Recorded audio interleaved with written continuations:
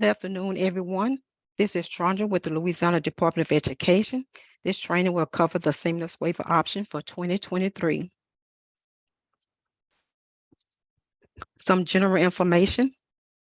SSO is available to school food authorities. It enables SFAs to provide free summer meals in low-income areas during traditional summer vacation periods. For SFAs with year-round schools, SSO participation may be granted during school vacation periods that are no longer than 10 days. It is designed to encourage more SFAs to provide meals during summer and other school vacation periods.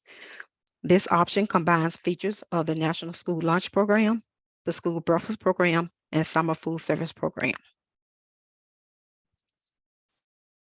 There are no SSO waivers in place for 2023 pursuant to a February 9, 2023 declaration by the Secretary of the Department of Health and Hospitals, Human Services. The current public health emergency has been extended to May 11, 2023. The administration has announced that at present, the plan is for the COVID-19 public health emergency to expire on that date. Unlike SSO in summer 2022, there are no nationwide waivers applicable under SSO for 2023.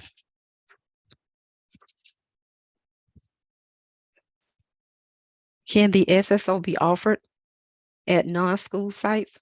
Yes, with state agency approval, SFAs may sponsor non-school feeding sites. Only SFAs that administer the National School Lunch Program or the School Breakfast Program may sponsor the SSO.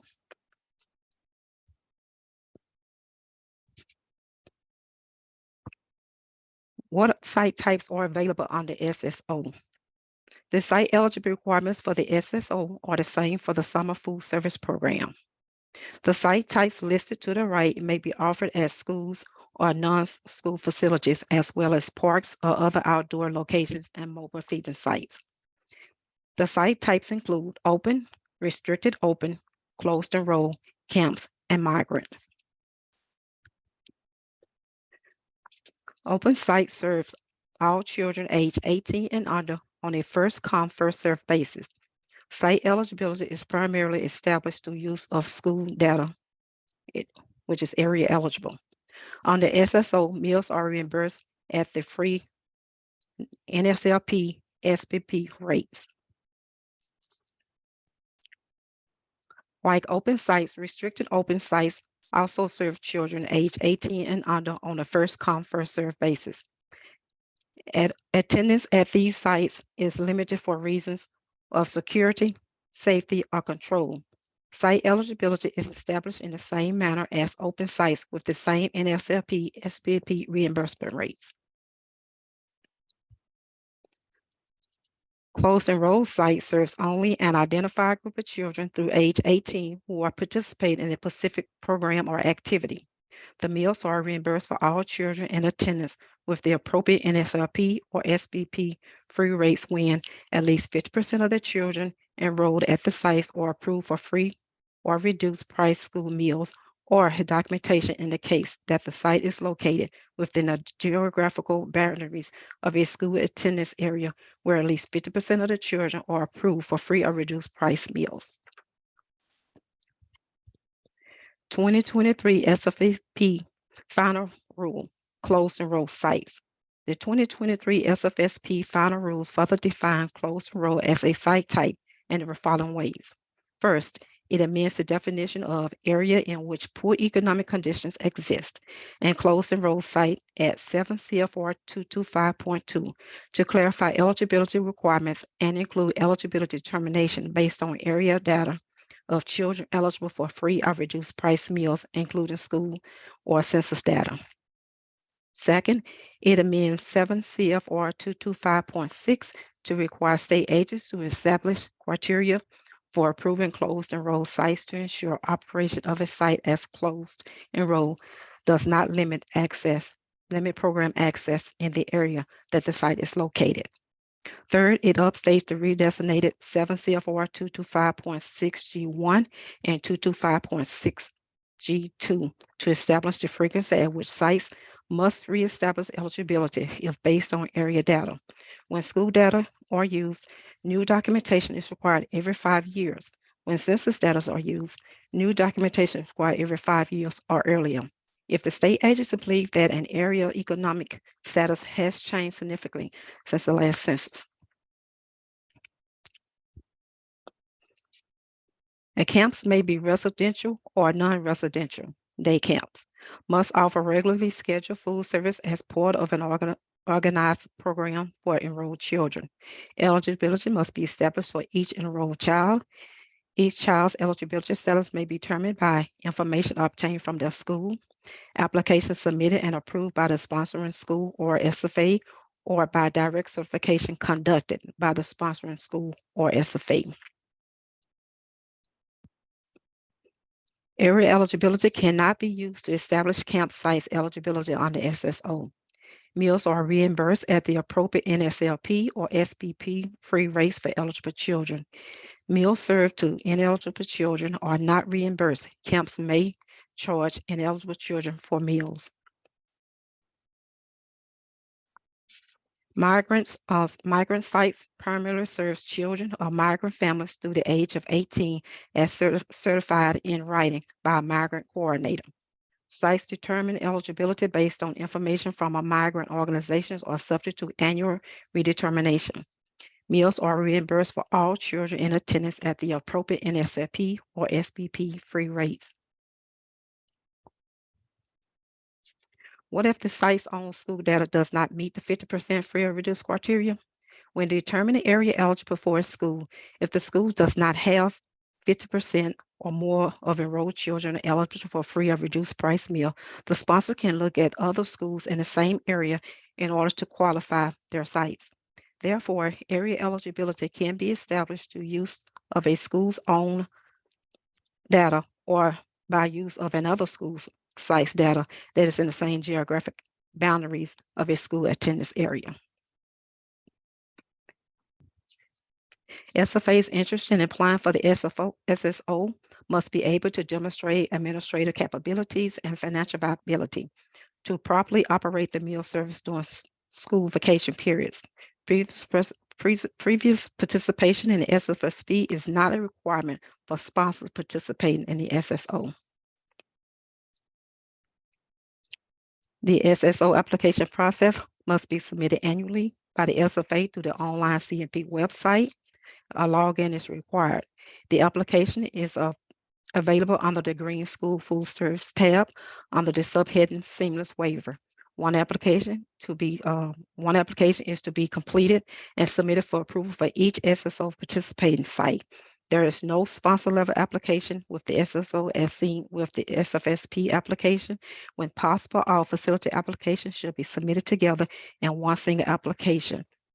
And just about all the systems participating in the SSO last year, and that process still the same. When the sponsor first accessed the SSO tab, the Seamless Waiver tab, a list of all currently approved sites will display as seen in this screenshot. For sites that will participate, the sponsor must place a check mark next to the site participation column, and then click the Save button. This allows for the Edit button to appear, enabling the sponsor to complete the corresponding site application. In this screenshot, the sponsor has placed a check mark next to all 3 NSLP approved sites and click the Save button. This allows for edit access to all 3 facility applications. Each facility application captures 8 data elements as follows. 1, cooking facility location and operating days. 2, number of operating days. 3, start and end date. 4, site type, 1 of 5 options. This section also contains the site free and reduced eligibility percentage and provides the sponsor with an opportunity to select an area eligible site if the site's own data does not qualify for free meals.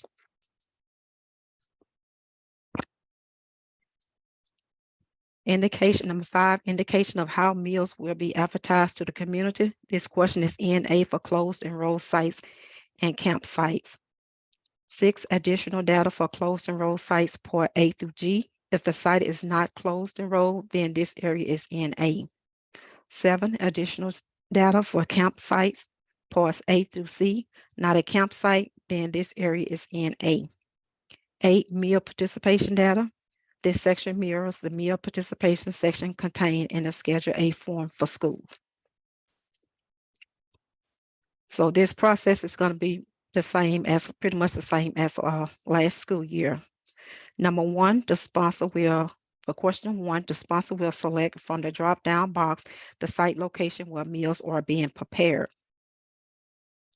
Questions 2 and 3, the SFA would have to click on the Adjusted in Calendar Management tab in order to highlight the calendar days. And then once those calendar days are highlighted, the information will populate on 2 and 3, where it will indicate the number of operating days and the start and ending date. Number 4, the sponsor will indicate the type of site it would offer. If the site is an open site and its free and reduced percentage is not 50% or higher, and other school data may be selected from the drop-down box. Question number 5, the sponsor must indicate if operate an open or migrant site, how meals will be advertised to the community. Example may include advertisement in the local newspaper, school website, and or pamphlets provided to household.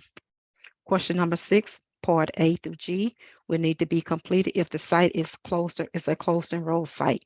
Please contact LDO Division of Nutrition Support if you're unsure of how to proceed. Question number 7, Part A will need to be completed if the site has identified as a campsite in response to question number 4. Otherwise, this area can be left unanswered. Question 8, as seen in the School Food Service Annual Application Schedule A, the sponsor will indicate which meals will be served under the SSO and will provide an estimated number of students to be served per meal, as well as shift start times.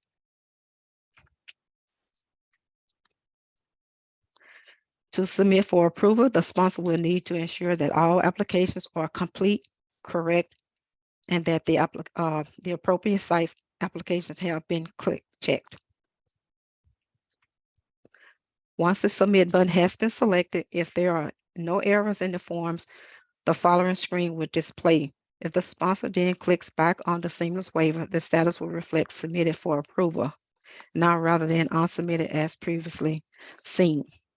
And right now, I think we had one application submitted, and that's a person who never participated in the summer feeding program. So the application is pretty much open right now, but please make sure you know of your dates before you proceed to try to fill out the application. Sponsors operating the SSO beyond June 30th must submit 2 sets of SSO application in order to receive approval for both program years when operations occur. The SSO follow the same calendar year as the NSLP SVP academic school year. The academic school year is July 1 through June 30th. Therefore, if an SFA intends to offer the SSO beyond June 30th, a new application must be submitted for each site planning to operate in the month of July, since this reflects the new school year. If your planned program would extend into the month of July, please be prepared to complete the online SFS application for the new school year as early as possible. As a reminder, the online SFS application consists of a Schedule A policy checklist, collection officials, collection procedures, labor expenses, and income and expense report. But most people would not have the information in July. They would maybe have in like mid-August. If that's the case, you can always come back to create a revision to update those applications. For sites that normally receive additional reimbursement due to severe need breakfast and or 6 cent certification, these rates will continue to be provided during the SSO. Sponsors participating in SSO in the month of May and or June will receive the current school year reimbursements. Sponsors participating in the SSO in the month of July and or August will receive the new school year reimbursement. Monitoring of SSO sites. Each year, SFAs are required to review each SSO site at least once during its operation. The SFA must review the site's compliance with meal counting, claiming, menu planning, and food safety requirements. Documentations of meals as set forth in the NSLP and SBP federal regulations. Schools must keep production records and menu records for the meals they produce, including those offered on the SSO. Keep in mind that SSO is an extension of NSLP and the school breakfast program offered during the regular school year. When it comes to the meal pattern, unlike SFSP, where SFAs sponsors or provided flexibility on use of meal pattern under the SSO, SFAs must continue to offer menus that are in compliance with the current NSLP and or school breakfast meal pattern requirements. Most SSO sponsors continue to offer the same menus as provided during the school year. The offer versus serve option is still required for high school students grades for lunch. However, it's optional for all other grade levels at lunch and it's optional for all at breakfast. Unlike SFSP, where there are significant meal flexibility, there are designated meal periods timeframes for SSO. For breakfast, per 7 CFR 200.2, meal service must occur in the morning hours. For lunch, meal service must occur between the hours of 10 a.m. and 2 o'clock p.m. Snack must be evenly and adequately spaced between other meal service times to minimize food waste and encourage good nutrition practices. So you're pretty much following the same standards as you would for the regular school lunch program. Counting and claiming for SSO meals, like with any other child nutrition programs offered by the sponsor, an adequate point of service must be provided for each meal service offered. SFAs participating in the SSO often continue to utilize the same point of service method used during the school year as continue the same process that staff are familiar with. However, there is the option to utilize manual process should the SFA choose, such as the hash mark sheets or rosters. Due to area eligibility, children receive free meals through SSO. Claims for reimbursement are filed through the CNP website as done through the usual academic school year. In fact, the same claiming process is done under the Green School Food Service tab. Users will access the claim features that they normally do for NSLP and SBP. With SSO, they're reported on a separate line item in the claim. And the SO meal data appears in like a light green shading. Once entered, is displayed below the SFS line in the same color, and you should be familiar with that process from last school year. Here's an example of how this display for an approved site, SSO site, will look. For each site, the following is reported per claim. You have your max number of free eligibles, the number of operating days, the total number of reimbursement students served by this type for the claim period, other meals not claimed, for example, your program adults and non-program adults. The same claim deadline apply for SSO claims as for any other CNP claim file. Sponsors should aim to submit claims by the 10th of the month following the claim period. The final deadline date to submit is the 6th of the calendar day following the claim period. SSO Administrative Reviews. Participating sponsors must receive an SSO review from the state agency no less than once every 3 years. Reviews of the SSO occur when the SSO is in operation during the summer months. During the on-site portion of the review, state agency staff will observe meal service at one or more sites. USDA Food and Nutrition Services requires that SSO sponsors receive their SSO review in either the summer immediately preceding or the summer immediately following their scheduled SFS administrative review. The SSO review instrument can be found on our website under SFS Forms, Administrative Review Forms. If you need to amend your application, you would simply create a revision. And examples of reasons as to why one wants to create a revision, they may have an early site closure, or they may want to extend their program. They may have a change in meal service time to benefit the students, or addition or deletion of a meal type. And you send that information to us and we proof it and we approve. When it comes to field trips, if SSO plans to include field trip, SFAs must notify the state agents for approval 2 weeks in advance of the trips.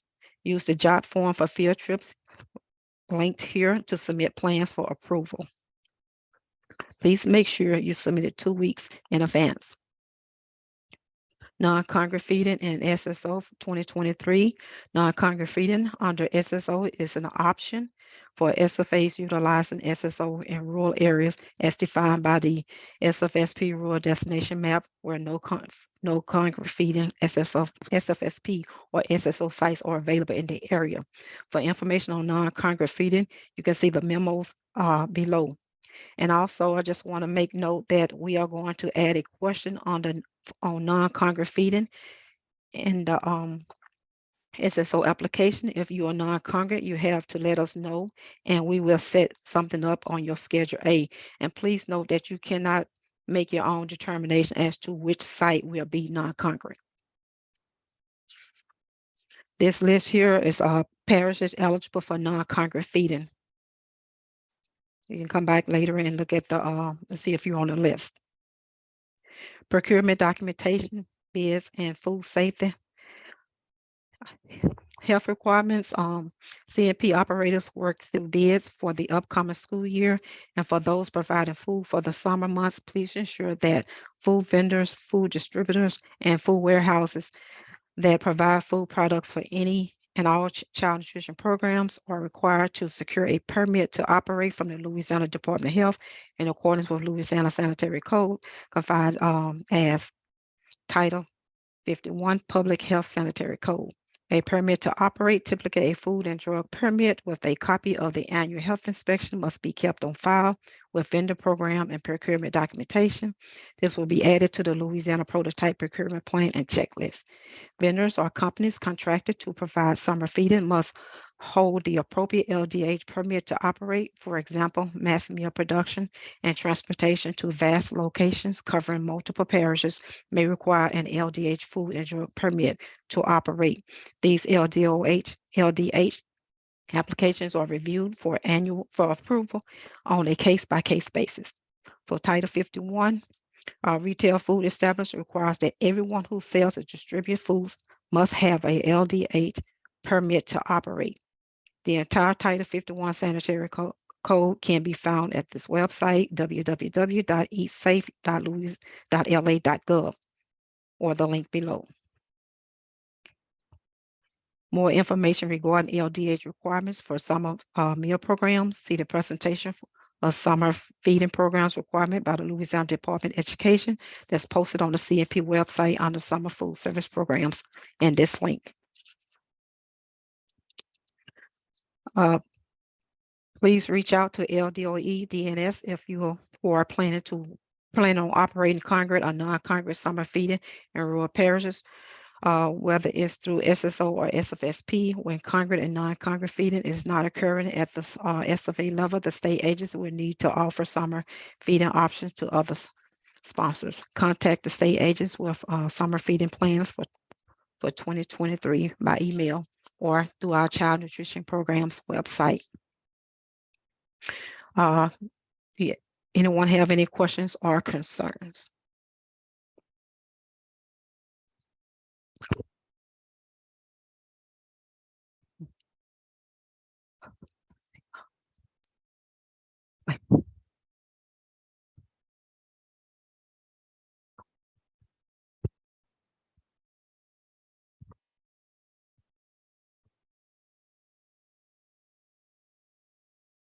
Okay.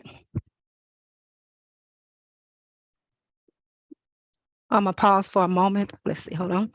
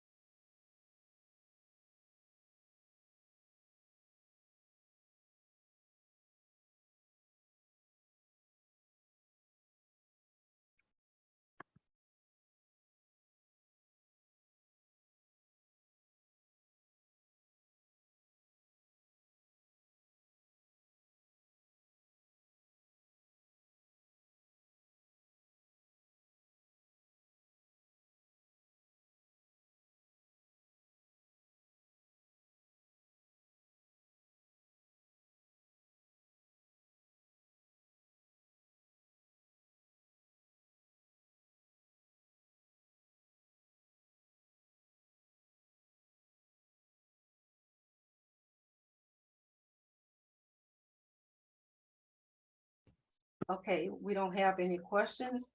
If you can think of anything, please contact the Child Nutrition Program website. Thank you and have a great day.